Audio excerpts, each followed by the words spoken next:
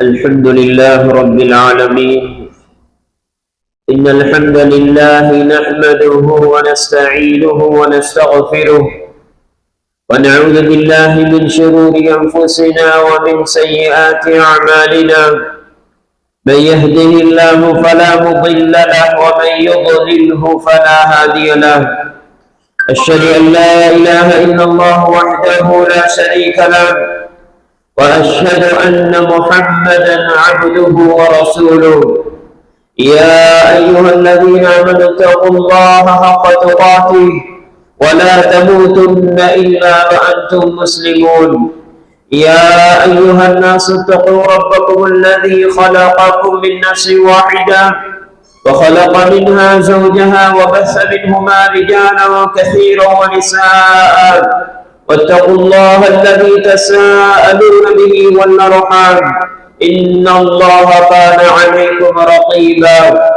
يا أيها الذين آمنوا اتقوا الله وقولوا قولا سديدا يصلح لكم أعمالكم ويغفر لكم ذنوبكم ومن يطع الله ورسوله فقد فاز فوزا عظيما.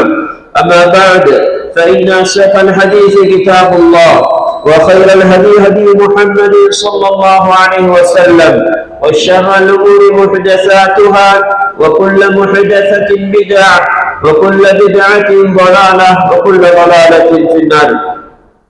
சர்வ புகழும் புகழ்ச்சியும் இந்த உலகத்திலே என்னையும் உங்களையும் படைத்து இன்னும் கோடிக்கணக்கான படைப்புகளை படைத்து அனைத்தையும் சீரான முறையிலே பரிபாலித்துக் கொண்டு ரட்சித்து காத்துக் கொண்டிருக்கக்கூடிய ரப்புல் ஆலமீன் அல்லாஹ் ஒருவருக்கு மாத்திரமே உரித்தானது.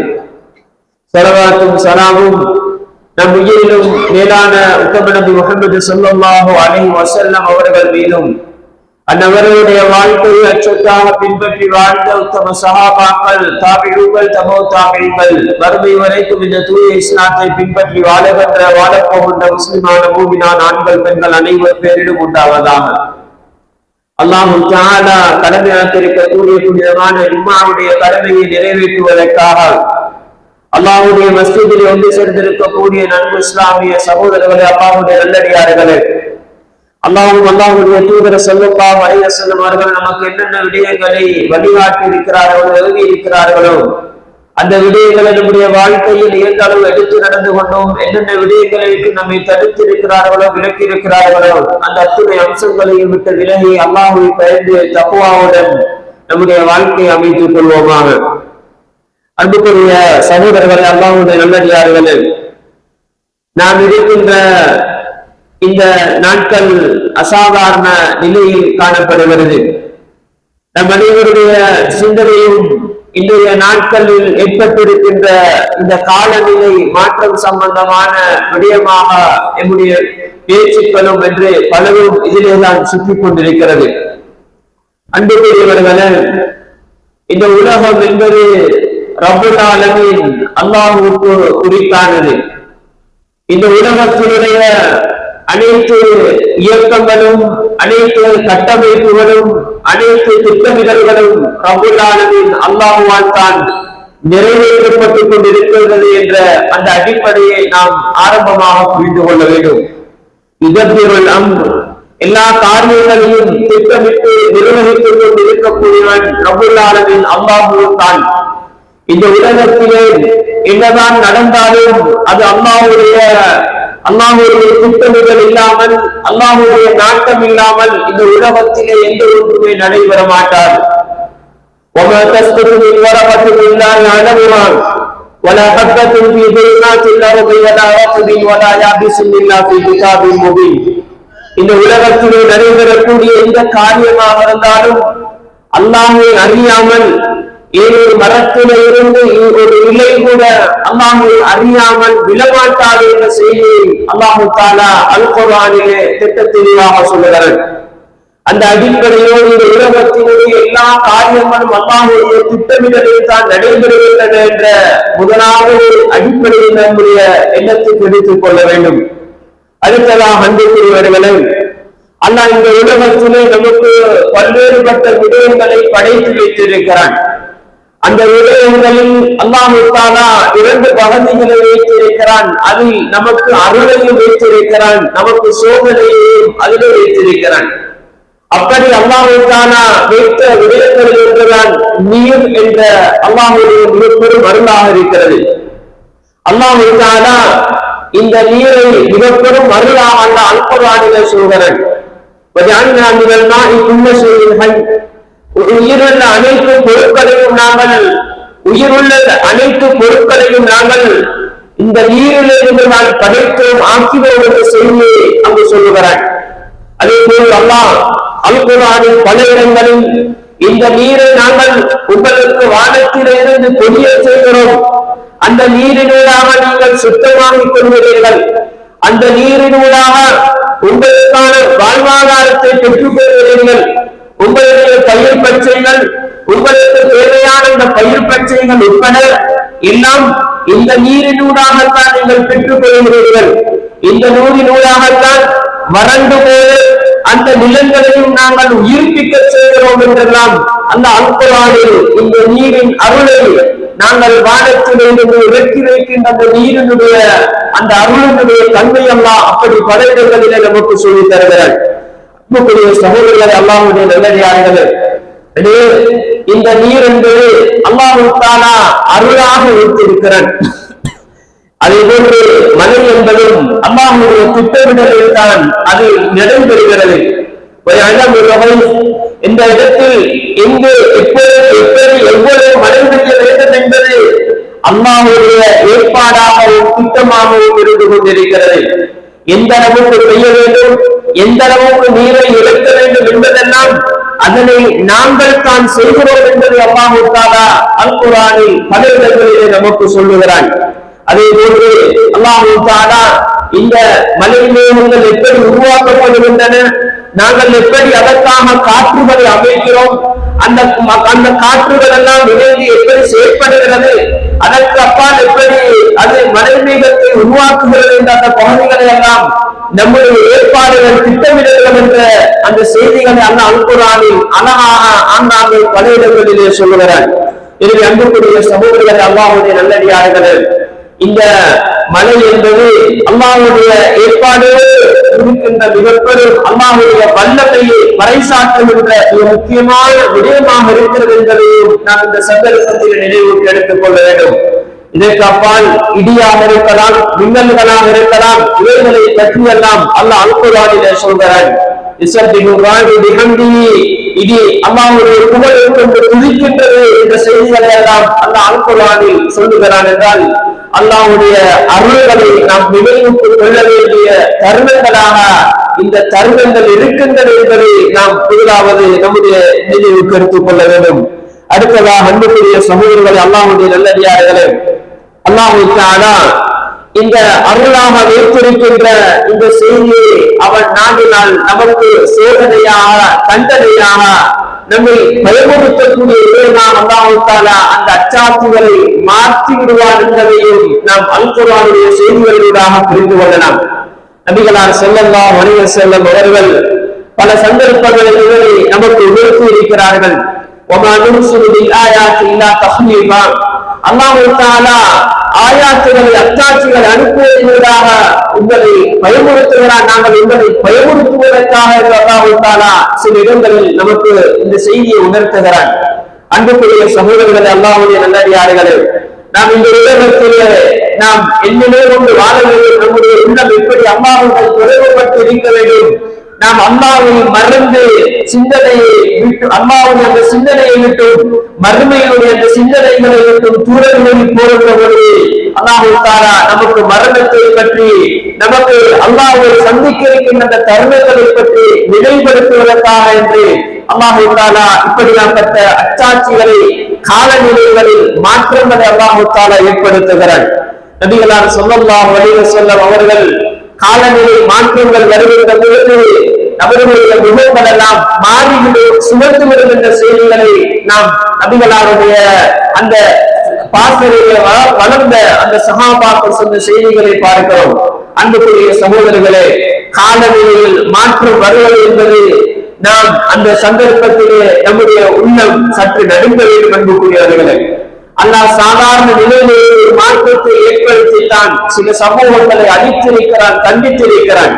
இந்த நிலை தொடர்பாக இருந்தால் நான் இதன் மூலமாக என் நிலையை அடைந்து விடுவது என்ற அந்த பயம் நபிகளார் ஸல்லல்லாஹு அலைஹி வஸல்லம் அவர்களுக்கு கூட இருந்தது. ஏன் இந்த நீர் என்ற அந்த அருள் அல்லது காலநிலை மாற்றம் என்ற அந்த அமைப்பினால் அது மாறிவிடுகின்ற பொழுது அல்லாஹ் நூஹ் நபியுடைய கூட்டத்தை அல்லாஹ் அந்த நீரினூடாகத்தான் அழித்தான். பிறருடைய கூட்டம் அழிவுக்கு காரணமாக அந்த நீர் தான் காணப்பட்டது. கடும் வேகமாக வீசப்பட்ட அந்த காற்று அதன் மூலமாக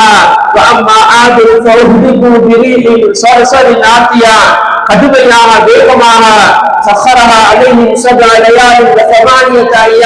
அல்லாஹு தஆலா 7 இரவுகளும் 8 பகலுமாக தொடர்ந்து வேகமாக வீச வைத்த கடும் குளிரான அந்த காற்றினூடாகத்தான் இந்த பூமியிலே வாழ்ந்த மிக பலம் கொடுக்கப்பட்ட சமூகங்களிலே சமூகமாக வாழ்ந்த ஆதமுடன் அந்த சமூகம் இந்த காற்றினூடாகத்தான் அழிக்கப்பட்டார்கள் என்ற செய்திகளை அல்லாஹ் அல் குர்ஆனில் நமக்கு சொல்லி காட்டுகிறான் என்றிருந்தால் இந்த செய்திகளில் இருந்து நாங்கள் பாடம் படிக்க வேண்டும்.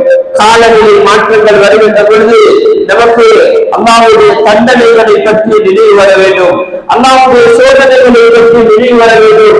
இதுதான் நபிகளார் ஸல்லல்லாஹு அலைஹி வஸல்லம் இந்நிலையில் இருந்து கொண்டுதான் காலநிலையில் மாற்றங்கள் வருகின்ற பொழுது நபிகளாருடைய முகம் அப்படியே மாறிவிட்டது என்ற செய்தியை நாங்கள் பார்க்கிறோம். அது சாதாரணமான காலநிலை மாற்றங்களாக இருக்கலாம், அல்லது கிரகணங்கள் போன்ற நிலைமைகள் ஏற்படுகின்ற சந்தர்ப்பங்களாக இருக்கலாம். அந்நிலைகளில் நபிகளாருடைய அந்த விடயங்களை வர்ணிக்கின்ற சஹாபாக்கள் இந்த செய்திகளை சொல்லுவதை நாங்கள் ஹதீஸ்களிலே காண முடியுமாக இருக்கிறது. அன்புக்குரிய சகோதரர்களே, அல்லாஹ்வுடைய நல்லடியார்களே, இன்னொரு பக்கமாக அல்லாஹ் தஆலா நம்மை இதன் மூலமாக சோதித்து அல்லாஹ்வின் பால் நெருங்குகிறான். அல்லாஹ்வுடைய சோதனைகள் வருகின்ற பொழுது அவர்கள் அல்லாஹ்வின் பால் திரும்பியிருக்க கூடாதா, அவர்கள் அல்லாஹ்வின் பால் மீண்டிருக்க கூடாதா என்ற அந்த செய்தியை அல்லாஹ் தஆலா சோதனைகளுக்கு பின்னால் வைத்திருக்கிறார் என்பதை அல்லாஹ் பல சம்பவங்களிலாக நமக்கு படித்து தருகிறான். எனவே அன்புக்குரியவர்களே, இப்படியான மாற்றங்கள் வருகின்ற பொழுது நான் அல்லாஹ்வின் பால் நெருங்கிவிட வேண்டும், நான் என்னுடைய வாழ்க்கையை திருத்திக் கொள்ள வேண்டும். அல்லாஹ் தஆலா என்னுடைய நிலையை இறுதி முடிவை நல்லதாக மாற்றிக்கொள்ள வேண்டும். திடீரென்று எனக்கு ஒரு அழிவு வந்து விடுவதாக இருந்தால் என்னுடைய நிலைமை என்னவாக போகிறது, நான் இந்நிலையிலே வாழ்ந்து கொண்டிருந்தால் நான் அல்லாஹ்வை எப்படி போய் சந்திப்பது என்று இந்த காலநிலை மாற்றங்களோடு நாம் திருந்த வேண்டும், தௌபா செய்ய வேண்டும், அல்லாஹ்விடம் நாம் மன்னிப்பு கேட்டுக் கொள்ள வேண்டும் என்ற அந்த பாடங்களை, அந்த உணர்வுகளை அல்லாஹ் இதற்கு பின்னால் நமக்கு ஏற்படுத்துகிறார். எனவே அன்புக்குரிய சகோதரர்களே, அல்லாஹ்வுடைய நல்லடியார்களே, இப்படியாப்பட்ட சோதனைகள் வருகின்ற பொழுது, இப்படியாப்பட்ட நிலைகள் ஏற்படுகின்ற பொழுது நாம் அல்லாஹ்வின் பால் நெருங்கிக் கொள்ள வேண்டும். அல்லாஹ்வின் பால் நெருங்கக்கூடிய நல்ல விடயங்களிலே ஈடுபடுவதற்கு முயற்சி செய்ய வேண்டும், அதிகமாக ஈடுபடுவதற்கு முயற்சி செய்ய வேண்டும். என்ன விடயங்களை நாம் அல்லாஹ்வுக்கு உடனாக செய்து கொண்டிருக்கிறோமோ அதிலிருந்து விலகுவதற்கு நாங்கள் சிந்திக்க வேண்டும். ஏனென்றால் நாம் நம்முடைய சமூகத்திலே பாவங்கள் அதிகரிக்கின்ற பொழுது அல்லாஹ் அதனை காரணமாக வைத்து சில நேரம் தண்டனைகளாக கூட அவற்றை அமைத்து விடலாம். அதன் பொழுது நல்லவர்கள் கூட அங்கு அழிக்கப்படலாம் என்ற அந்த செய்திகளை நாம் இப்படியான சந்தர்ப்பங்களில் பாடங்களாக பெற்றுக்கொள்ள வேண்டும் என்பதை நாம் நினைவுக்கு கொண்டு வருகிறேன். அன்புக்குரிய சகோதரர்களே, அல்லாஹ்வுடைய நல்லடியார்களே, பொதுவாகவே அல்லாஹ் தஆலா இப்படியாப்பட்ட மாற்றங்களை ஏற்படுத்துவதற்காக நம்மை பல கோணங்களில் இருந்து அல்லாஹ் தஆலா சோதிக்கிறான். ஒன்று, அல்லாஹ் தஆலா யார் பொறுமைசாலிகளில் இருக்கிறார்கள் என்பதை அல்லாஹ் தஆலா சோதிக்கிறான். وَلَنَبْلُوَنَّكُمْ بِشَيْءٍ مِنَ الْخَوْفِ وَالْجُوعِ وَنَقْصٍ مِنَ الْأَمْوَالِ وَالْأَنْفُسِ وَالثَّمَرَاتِ وَبَشِّرِ الصَّابِرِينَ. அல்லாஹ் தஆலா சொல்கிறான், நாங்கள் நிச்சயமாகவே உங்களை சோதிப்போம், நிச்சயமாகவே உங்களை சோதிப்போம். பசியை கொண்டு, பட்டினியை கொண்டு, உங்களுடைய சொத்து செல்வங்களில், உங்களுடைய பணங்காரிகளில் இவற்றிலே நாங்கள் குறையை ஏற்படுத்துவதை கொண்டு, பயத்தை கொண்டு இப்படியெல்லாம் நாங்கள் சோதிப்போம். உங்களுக்கு சோதனை இருக்கிறது. அல்லாஹ் எனக்கும் உங்களுக்கும் இந்த உலக வாழ்க்கையை வைத்திருப்பது சும்மா நாங்கள் நினைத்த போக்கில வாழ்ந்து வழிவிலக்கென்று அல்ல. அன்புக்குரிய சகோதரர்களே, அல்லாஹ் இந்த உலகத்திலே நம்மை படைத்து நாம் எந்த அளவுக்கு அல்லாஹ்வை நம்பி அல்லாஹ்வுடைய விடயத்திலே உறுதி கொண்டு வாழுகிறோம் என்பதை அல்லாஹ் நேரத்துக்கு நேரம் பரீட்சித்துக் கொண்டுதான் இருப்பார். அன்புக்குரியவர்களே, அந்த அடிப்படையில் அல்லாஹ் பரீட்சிக்கின்ற மிக முக்கியமான பகுதியாக அல்லாஹ் இந்த பகுதிகளை அல்குர்ஆனிலே அடையாளப்படுத்துகிறான். இப்படியாப்பட்ட நிலைமையில் நம்முடைய உள்ளத்துக்கு பயம் வருகிறது. அல்லது சில சந்தர்ப்பங்களில் நாம் பல விடயங்களை இழந்து விடுகிறோம், நமக்கு பல நஷ்டங்கள் வருகிறது. சில கட்டங்களில் இதில் அதிகமாக பாதிக்கப்படக்கூடியவர்கள் பசி என்ற அந்த பட்டின் நிலைமைகளுக்கெல்லாம் போய்விடுகிறார்கள். சிலர் தம்முடைய தொழில் நிலைகளை பல நாட்கள் இழக்க வேண்டிய நிலைகளுக்கு போய்விடுகிறார்கள். இப்படி அல்லாஹ் தஆலா ஒரு கட்டமாக இருந்து நம்மை சோதிக்கிறான். இந்த சந்தர்ப்பத்தில் யாரெல்லாம் பொறுமையாக இருக்கிறார்களோ அவர்களுக்கு நீங்கள் நன்மாராயம் சொல்லுங்கள் என்று அல்லாஹ் தஆலா அல்குர்ஆனிலே சொல்கிறான். அன்புக்குரியவர்களே, இப்படி அல்லாஹ்வுடைய சோதனைகள் வருகின்ற பொழுது அல்லாஹ் இப்படி இழப்புகள், இப்படி சோதனைகள், பயம் என்று பலரை கொண்டு சோதிக்கின்ற பொழுது யாரெல்லாம் பொறுமையானவர்களாக இருக்கிறார்களோ அவர்களுக்கு அல்லாஹ்வுடைய அருள் இருக்கிறது, அல்லாஹ்வுடைய ரஹ்மத் இருக்கிறது என்ற செய்தியை அல்லாஹ் தஆலா நமக்கு அங்கு சொல்லித் தருகிறான். அன்புக்குரியவர்களே, பொறுமை என்பது முக்கியமான பகுதியாக இருக்கிறது. பொறுமை என்று வருகின்ற பொழுது நாம் அந்த சோதனை நிலைகளில் முதலாவது நாம் அல்லாஹ்வின் மீது கொண்டிருக்கின்ற அந்த நம்பிக்கை, அல்லாஹ்வுடைய கலாபது ஈமான் கொண்டிருக்கின்ற அந்த விதத்திலே நாங்கள் தளர்ந்து விடக்கூடாது. என்னதான் நடந்தாலும் அல்லாஹ்வுடைய இதினோடுதான், அல்லாஹ்வுடைய உத்தரவோடு, அல்லாஹ்வுடைய நாட்டத்தால் தான் இது நடந்திருக்கிறது. நான் மனப்பூர்வமாக ஏற்றுக்கொள்கிறேன். இது ஒன்றும் வேறொன்று நான் நடைபெற்றது அல்ல, எத்தையாக வந்தது அல்ல, அல்லாஹ்வுடைய ஏற்பாட்டால் வந்திருக்கிறது. முதலாவது மூமின், ஒரு முஸ்லிம் நாம் தன்னுடைய நினைவுக்கு எடுத்துக் கொள்வதற்கு முதலாவது அம்சம் இது அல்லாஹ்வுடைய ஏற்பாட்டால் தான் நடந்திருக்கிறது. இந்த பூமியில் அல்லது இந்த உலகத்தில் எந்த ஒன்றுமே நடைபெற மாட்டாது அல்லாஹ்வுடைய கட்டளை இல்லாமல். இந்த சந்தர்ப்பத்தில் நாம் உறுதி கொள்ள வேண்டிய முக்கியமான பகுதி அல்லாஹ்வை பற்றி அந்த நம்பிக்கையில், குறிப்பாக அல்லாஹ்வுடைய ஏற்பாடுகள் கலாபங்களை பற்றி அந்த நம்பிக்கையிலே நாங்கள் தளர்ந்து விடக்கூடாது. நமக்கு ஏற்பட்ட இந்த சோதனைக்காக நாம் யாரையும் திட்டுவதோ அல்லது அல்லாஹ்வுடைய இந்த ஏற்பாடுகளை, அல்லாஹ்வுடைய இந்த அருள்களை நாங்கள் திட்டுகின்ற அந்த நிலைமைக்கு போகக்கூடாது. நபிகளார் ஸல்லல்லாஹு அலைஹி வஸல்லம் அவர்கள் சொன்னார்களே, அல்லாஹ் தஆலா சொல்லுகிறான், நீங்கள் இந்த காலத்தை திட்டாதீர்கள், காலத்தை ஏசாதீர்கள், நான் தான் காலமாக இருக்கிறேன். அல்லாஹ் நான் காலத்தை திட்ட விடுகிறான். இன்றைக்கு என்ன நடக்க வேண்டும், இன்றைக்கு காலநிலை எப்படி இருக்க வேண்டும், நாளைக்கு காலநிலை எப்படி இருக்க வேண்டும் என்று எல்லாத்தையும் திட்டமிடுவது அல்லாஹ்வாக தான் இருக்கிறான். எனவே நாம் இது அல்லாஹ்வுடைய ஏற்பாடு என்பதை மனப்பூர்வமாக ஏற்றுக்கொண்டு எந்த வகையிலும் நாம் அல்லாஹ்வுடைய இந்த ஏற்பாடுகளை திட்டுகின்ற அல்லது ஏசுகின்ற அமைப்பிலே நம்முடைய நாவை பயன்படுத்திவிடக் கூடாது. பலர் இந்த கட்டத்திலே அல்லாஹ்வுடைய இந்த சோதனையிலே தோற்று விடுகிறார்கள். அன்புக்குரியவர்களே, தோற்று விடுகிறார்கள். ஏன் இந்த முசீபத்து குறித்த மன பெய்தோடு அல்லாஹ் பாதுகாக்க வேண்டும். இப்படியாப்பட்ட வார்த்தைகளை இன்றைக்கு இவ்வளவு சர்வ சாதாரணமாக பேசிக் கொண்டிருக்கிறார்கள். இன்றைக்கு இந்த சொல்ல முடியல என்று அல்லாஹ்வுடைய இந்த அருளை ஏசுகின்றவர்களை நாம் சமூகத்தில் எப்படி சர்வ சாதாரணமாக பார்த்து ஒரு கட்டத்தில் நாம் வாழ்ந்து கொண்டிருக்கிறோம். அன்புக்குரியவர்களை நாம் பாதுகாக்கப்பட வேண்டும். நாம் இந்த சந்தர்ப்பத்தில் நாம் சேவையை தோற்றுவிட்டோம். இப்படியான வார்த்தைகளை ஒழிந்து விட்டோம் என்றால், நமக்கு அல்லாஹ் தருகின்ற சோதனைகளில் மிக முக்கியமான கட்டம் அல்லாஹ் தன் அந்த சோதனையை மனப்பூர்வமாக ஏற்றுக்கொண்டு நாம் நம்முடைய நாவை கட்டுப்படுத்திக் கொண்டிருப்போம் என்றிருந்தால் அதுதான் நாம் சோதனையில் வெற்றி பெற்றதற்கான முதல் அம்சமாக இருந்து கொண்டிருக்கிறது. ஒரு சந்தர்ப்பத்திலே சோதனையில் வருகின்ற பொழுது நாமும் கட்டுப்படுத்தப்பட வேண்டும் என்பதற்கு அழகான உதாரணம் தான் நபிகளார் ஸல்லல்லாஹு அலைஹி வஸல்லம் அவர்கள் ஒருவருடைய மக்பராவுக்கு பக்கத்தால் போகிறார்கள். ஒரு சிறு பிள்ளையை இழந்த ஒரு பெண்மணி அங்கு அழுது குழம்பிக் கொண்டிருக்கிறார். நபிகளார் அந்த பெண்ணை ஆறுதல் படுத்துகிறார்கள். அந்த பெண் ஏசி விடுகிறார். எனக்கு ஏற்பட்ட முசீபத்து உங்களுக்கு வந்தால் தெரியும் என்று சொல்கிறார். சொல்கிறார், நபிகளார் என்பது அந்த பெண்ணுக்கு தெரியாது. நான் கேள்விப்பட்டு நபிகளாரத்திலே போய் மன்னிப்பு கேட்கிறார். நபிகளார் ஸல்லல்லாஹு அலைஹி வஸல்லம் சொன்னார்கள், அஸ்ஸப்ரு இந்த சபரத்தில் ஊலா, பொறுமை என்பது இரண்டு இடத்திலே வந்திருக்க வேண்டும். நீங்கள் அழுதுவிட்டு குழம்பிவிட்டு சொல்லுகின்ற வார்த்தைகளை எல்லாம் சொல்லிவிட்டு பேசிவிட்டு திட்டுவிட்டு என்று நீங்கள் பொறுமையை இழந்து எத்தனையோ விடயங்களை செய்து விட்டீர்கள்.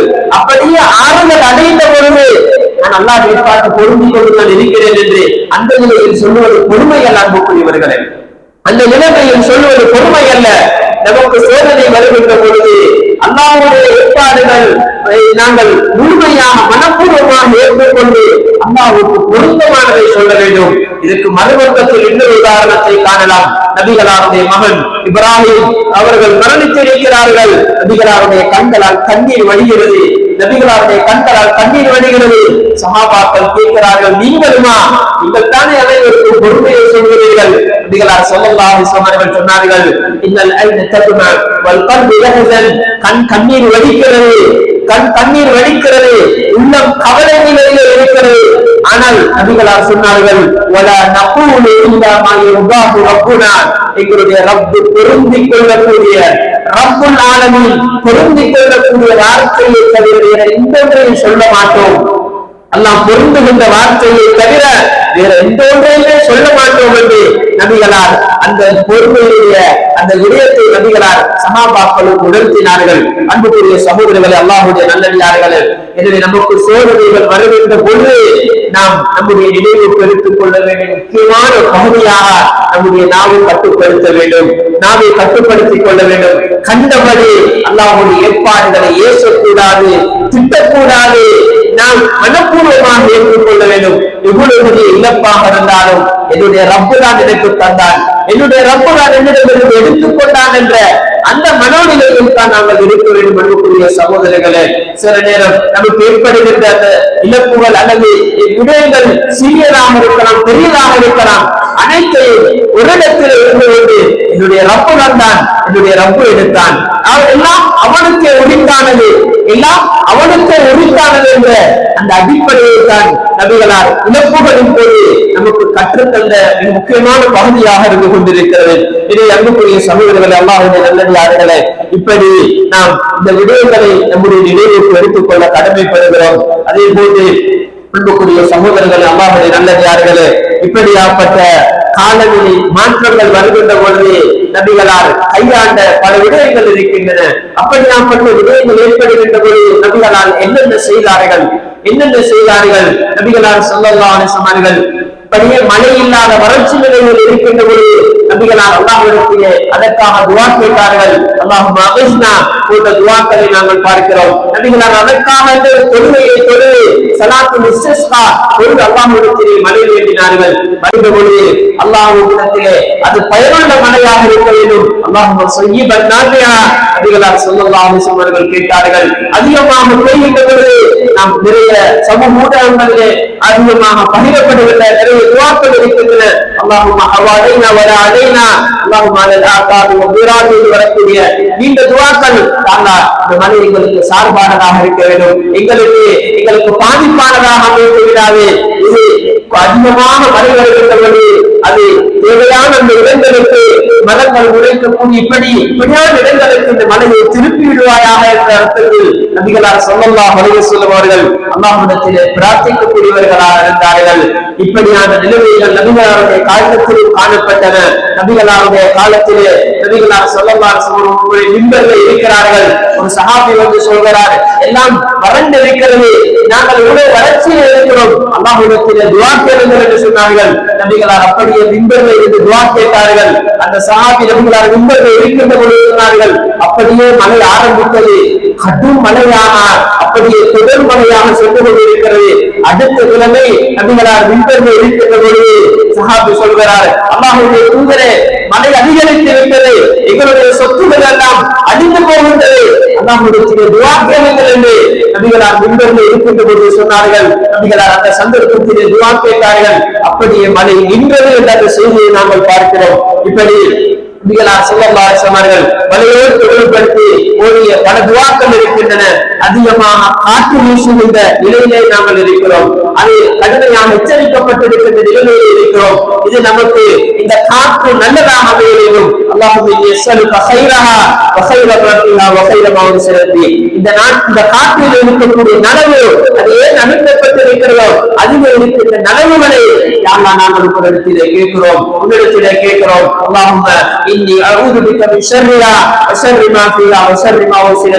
இந்த காற்றில் இருக்கக்கூடிய கெடுதி, இந்த காற்று ஏதாவது கெடுதிக்காக அனுப்பப்பட்டிருக்குமாக இருந்தால், தீமைக்காக அனுப்பப்பட்டிருக்குமாக இருந்தால், அதில் இருக்கின்ற தீமைகளை விட்டு, அதனால் ஏற்படுத்துகின்ற கெடுதிகளை விட்டு உங்களை பாதுகாத்து விடும் என்று நாம் அல்லாஹ்விடத்தில் கேட்கின்ற அந்த துஆவை பாடமாக்கிக் கொள்ள வேண்டும். நம்முடைய குடும்பத்தை அதனை கட்டுப்படுத்த வேண்டும். அனைவரும் கேட்கின்ற பொழுது அந்த துஆக்களில் இருக்கின்ற அந்த காற்றிலே அல்லது அல்லாஹ்வுடைய காண்பை மாற்றத்தில் இருக்கின்ற நனவை பெற்றவர்களாக, அதில் இருக்கின்ற தீங்குகளுக்கு பாதுகாக்கப்பட்டவர்களாக நாங்கள் மாறிவிடுவோம். அந்த அடிப்படையில் நாம் இந்த இடங்கள் நம்முடைய நினைவுக்கு எடுத்துக்கொண்டு நாம் இந்தபடி நம்முடைய வாழ்க்கையை, நம்முடைய இந்த நாட்களை அமைத்துக் கொள்வோமாக. அதற்கு வல்ல இறைவன் நம் அனைவருக்கும் அருள் புரிவானாக.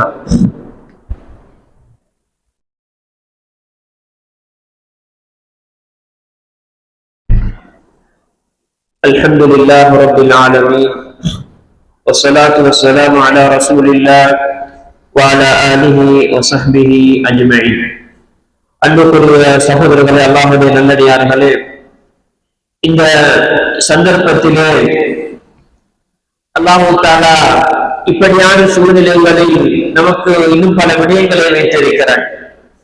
நாம் எப்படி மற்றவர்களோடு ஒத்துழைப்பாக வாழ்ந்து கொண்டிருக்கிறோம், மற்ற முஸ்லிம்களுடைய விடயத்தில் எந்த அளவுக்கு நாங்கள் ஒத்துழைப்பாக வாழ்ந்து கொண்டிருக்கிறோம் என்பதையும் அல்லாஹ் நம்மிடத்திலிருந்து பார்த்து கொண்டிருக்கிறான்.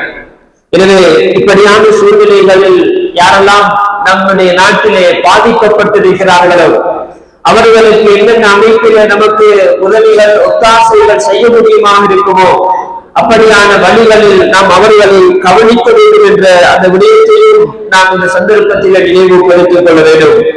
மூமின்களுக்கு இடையிலான அந்த தொடர்பு, அவர்களுக்கு ஒருவருக்கு இடையே இருக்கின்ற ஒவ்வொருவருக்கும் ஒவ்வொரு மூமினுக்கும் மத்தியில் இருக்கின்ற அன்பு, அது எந்த அளவுக்கு பலமானது என்பதை நபிகளார் அழகான உருவாக்கங்களை கொண்டு சொன்னார்கள். நபிகளார் சந்தர்ப்பத்தில் உடம்பு உருவாக்கினார்கள், இந்த சந்தர்ப்பத்திலே கட்டிடத்தை உருவாக்கினார்கள். அது பலம் பெற்று நிற்பதில் எப்படி ஒவ்வொரு துணை கொடுத்துக் கொண்டிருக்கின்றனோ அதே போதுதான் மூமின்களுக்கு இடையிலே உள்ள அவர்களுக்கு மத்தியில் இருக்கின்ற அன்பு, பரஸ்பரம், அவர்களுக்கு மத்தியில் இருக்கின்ற ஒத்துழைப்பு அப்படி ஒரு கட்டிடத்தை போன்றது. இந்த சந்தர்ப்பத்தில் நபிகளார் ஸல்லல்லாஹு அலைஹி உடம்புக்கு ஒப்பாக்கினார்கள். எப்படி உடம்பிலே ஒரு பகுதி பாதிக்கப்பட்டால், ஒரு பாதி பாதிக்கப்படுகின்றது, அதற்காக ஏனைய உறுப்புகள் எல்லாம் காய்ச்சலோடு கண் விழித்து ஏனைய உறுப்புகள் எல்லாம் அதன் துன்பத்திலே பங்கு கொண்டு கொண்டிருக்கின்றது. இப்படித்தான் மற்ற மூமின்களுடைய இடத்தில் ஒரு மூமினுடைய தொடர்பு இருக்கும் என்பது நபிகளார் அழகான 2 உதாரணங்களை கொண்டு சொன்னார்கள். எனவே அன்புக்குரியவர்களே, ஒரு பக்கத்தில் பாதிக்கப்பட்டால் நபிகளார் சொன்ன உடம்புக்கு ஒரு உதாரணம், பாதிக்கப்பட்டவர்களுடைய நாம் அனைவரும் அந்த பாதிப்பிலே பங்குதாரர்களாக இருக்க வேண்டும். நாம் நம்மால் இயல்பான அமைப்பிலே அந்த அவர்களுக்கு பாதிக்கப்பட்டிருக்கின்ற அந்த நிலையை நாம் கவலைப்பட்டு அவர்களுக்கு நம்மால் என்ன செய்ய முடியும் என்ற அந்த உணர்வு நம்முடைய உள்ளத்திலே வர வேண்டும். அது ஈமானின் அடையாளம் அன்புக்குரியவர்களே, அது ஈமானுடைய அடையாளமாக இருக்கிறது. நபிகளார் ஸல்லல்லாஹு அலைஹி வஸல்லம் அவர்கள் அந்த மூமின்களுக்கு இடையிலே தேவைப்படுகின்ற ஒவ்வொரு முஸ்லிமும் மற்ற முஸ்லிமுடைய இடத்திலே நடந்து கொள்ள வேண்டிய பல விடயங்களை நமக்கு சொல்லியிருக்கிறார்கள். ஒரு முஸ்லிமை பொறுத்தவரையில் அவன் மற்ற முஸ்லிமுக்கு சகோதரனாக இருந்து கொண்டிருக்கிறான். நாங்கள் ஒவ்வொருவரையும் கலிமா என்ற அந்த குழுவின் கீழ் என்னுடைய சகோதரனாக நாங்கள் மற்ற முஸ்லிம்களுடைய இடத்திலே கவனம் செலுத்த வேண்டும். அதற்கு அப்பால் முஸ்லிம் அல்லாதவர்களாக இருந்தாலும் நாம் அவர்களோடு உபகாரமாக நடக்க வேண்டும் என்ற அந்த பகுதியை இஸ்லாம் நமக்கு வழிகாட்டி இருக்கிறது. எப்படியோ இதிலே பாதிக்கப்பட்ட அனைவருக்கும் நம்மால் இயலுமான அந்த பங்களிப்புகளை செய்ய வேண்டும். நாம் இந்த உலகத்திலே வாழுகின்ற காலத்திலே ஒரு மனிதனுக்கு ஒரு சகோதர முஸ்லிமுடைய கஷ்டத்தை நாம் நிவர்த்தி செய்து வைத்தோம் என்றிருந்தால், அவருடைய கஷ்டத்தை நிவர்த்தி செய்து வைத்தோம் என்றிருந்தால், அல்லாஹ் தஆலா எங்களுடைய இந்த உலகத்தினுடைய கஷ்டத்தை, மறுமையினுடைய கஷ்டத்தை என்று இரண்டு காலகட்டத்தில் இருக்கின்ற கஷ்டங்களை விட்டு நம்மை பாதுகாப்பான் என்ற செய்தி நபிகளார் ஸல்லல்லாஹு அலைஹி வஸல்லம் அவர்கள் சொன்னார்கள். எனவே நாம் இந்த சந்தர்ப்பத்திலே நாம் அவர்களுக்கு அவர்கள் எந்த கஷ்டத்தில் இருக்கிறார்களோ அந்த கஷ்டத்தில் இருந்து வெளிவருவதற்கு நம்மால் இயல்பான பங்களிப்புகளை செய்ய வேண்டும். வல்லாஹு ஃபீ அவ்னில் அப்தி மா கானல் அப்து ஃபீ அவ்னி அஹீஹி. அல்லாஹ் தஆலா ஒரு மனிதன் தன்னுடைய சகோதரருக்கு உதவியாக இருக்கின்ற காலமெல்லாம், அல்லாஹ் ஒரு மனிதன் தன்னுடைய சகோதரனுக்கு, இன்னொரு சக மனிதனுக்கு, இன்னொரு சக முஸ்லிமுக்கு உதவி செய்கின்ற காலமெல்லாம் இந்த மனிதனுக்கு அல்லாஹ் தஆலா உதவி செய்வான் என்ற அல்லாஹ்வுடைய பிரதி உபகாரம் இருக்கிறது. அன்புக்குரிய சகோதரர்களே, நாம் அல்லாஹ்வுடைய ஒரு படைப்பாக இருக்கின்ற ஒரு மனிதனுக்கு, அதுவும் அல்லாஹ்வை விசுவாசக்கூடிய முஸ்லிமுக்கு நாங்கள் துணை நிற்போம் என்றிருந்தால் அந்த சந்தர்ப்பத்திலே அதற்கு நிறைய வெகுமதிகள் வாக்களிக்கப்பட்டிருக்கின்றன. அதில் மிக முக்கியமானது எங்களுடைய காரியங்களை எல்லாம் அல்லாஹ் பாரம் எடுக்கின்றான். நாம் இன்னொரு முஸ்லிமுக்கு உதவி செய்வதற்காக நம்முடைய உதவி சக்தியை கொடுக்குகிறோம். இன்னொரு முஸ்லிமுக்கு உதவி செய்வதற்காக நம்முடைய நேரத்தை தியாகம் பண்ணுகிறோம். இன்னொரு முஸ்லிமுக்கு உதவி செய்வதற்காக நம்முடைய சொத்து செல்வங்களை நாங்கள் அள்ளி கொடுக்கிறோம் என்று ஏற்றுக்கொள்ளுங்கள். இது ஒன்றும் நஷ்டம் கிடையாது. இன்னொரு முஸ்லிமுக்கு உதவி செய்வதற்காக நாங்கள் அர்ப்பணிக்கின்ற உடல் சக்தியாக இருக்கலாம், காலமாக இருக்கலாம், நேரமாக இருக்கலாம், சொத்தாக இருக்கலாம், அனைத்துக்கும் பிறகு உபகாரத்தை தருவது அல்லாஹ்வுடைய பொறுப்பாக இருக்கிறது. நமக்கு தேவையானதை நாம் அறியாத புறத்திலே அல்லாஹ் நமக்கு நிறைவேற்றி கொண்டிருப்பான். நமக்கு தேவையான எல்லா உதவிகளையும் அல்லாஹ் அவனுடைய புறத்திலிருந்து நிலையான புறத்திலே அல்லாஹ் பரக்கத்தாக்கி வைப்பான் என்பது எந்த விதமான சந்தேகமும் கிடையாது. அது அல்லாஹ் அவனுடைய பொறுப்பாக எடுத்திருக்கிறான். எனவே அது பல ஹதீஸ்கள் நமக்கு உணர்த்துகின்றன. இந்த சந்தர்ப்பத்தில் நாம் இதை நினைவிலே கொண்டு யாரெல்லாம் நமக்கு அமைப்பிலோ நம்மை அண்டியவர்களாகவோ அல்லது நமக்கு தூரமான நிலைமையிலோ யாரெல்லாம் பாதிக்கப்பட்டிருக்கிறார்களோ அவர்களுக்கு என்னால் என்ன விதத்தில் உதவி செய்ய முடியுமோ அந்த விதத்திலே நாம் உதவி செய்வோம் என்பதால் அது ஈமானின் அடையாளம். அதற்கு பிறகு அல்லாஹ்வுடைய கையில் இருக்கிறது. அது ஒரு நாளும் நஷ்டமான அமைதி போவதில்லை என்ற அந்த விடயத்தையும் நாம் நம்முடைய நினைவில் எடுத்துக் கொள்வோம். அந்த அடிப்படையில் நாம் என்ன விடயங்களை கேட்கிறோமோ அதன்படி நல்ல விடயங்களை எடுத்து நடப்பதற்கு அல்லாஹ் தஆலா நம் அனைவருக்கும் அருள் புரிவானாக. எங்கெல்லாம் இதனால் பாதிக்கப்பட்டு கஷ்டப்பட்டுக் கொண்டிருக்கிறார்களோ அல்லாஹ் அவர்களுக்கு அவசரமாக இதிலிருந்து வெளிவரக்கூடிய ஏற்பாடுகளை அவர்களுக்கு அவர்களுடைய நிலைமைகளை சீர்படுத்தி வைப்பாயாக. நம் அனைவருடைய பாவங்களையும் மன்னித்து அவங்களுடைய அருளக்கூடியவர்களாக நம் அனைவரையும் ஆக்கி அருள்வாயாக. அல்ஹம்துலில்லாஹி ரப்பில் ஆலமீன்.